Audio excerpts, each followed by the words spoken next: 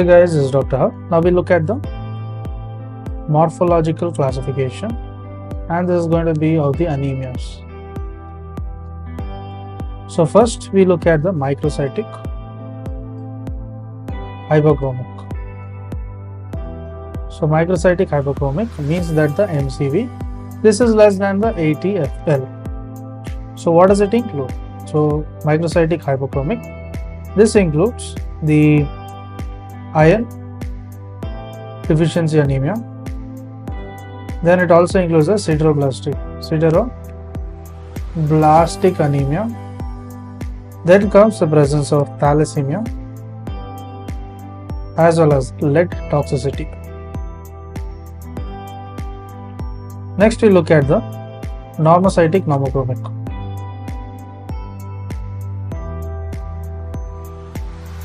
So what is involved in the normocytic normochromic?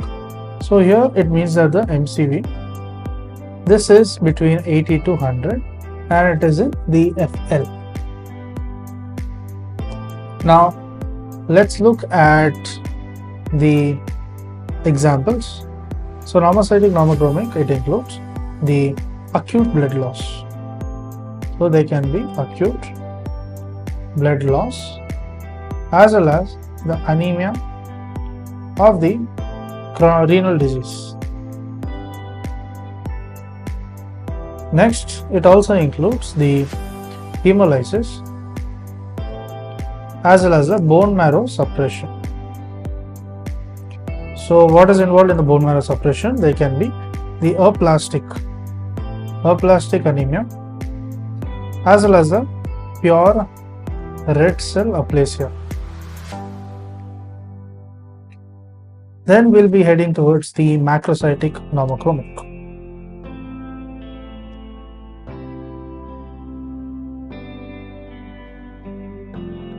So under the macrocytic normochromic, it means that the MCV is going to be above the 100 FF. So in terms of the megaloblastic, what do we have? There is the vitamin B12 deficiency. There is vitamin B12 deficiency as well as the presence of the folate deficiency.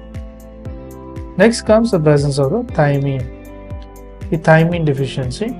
Next, there is also presence of drugs such as the methotrexate, then the zidovudine as well as the hydroxyurea. Then there can also be presence of the orotic aciduria.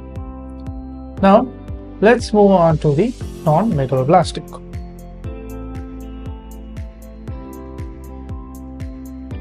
So in terms of the non-megaloblastic, this can include the alcohol use.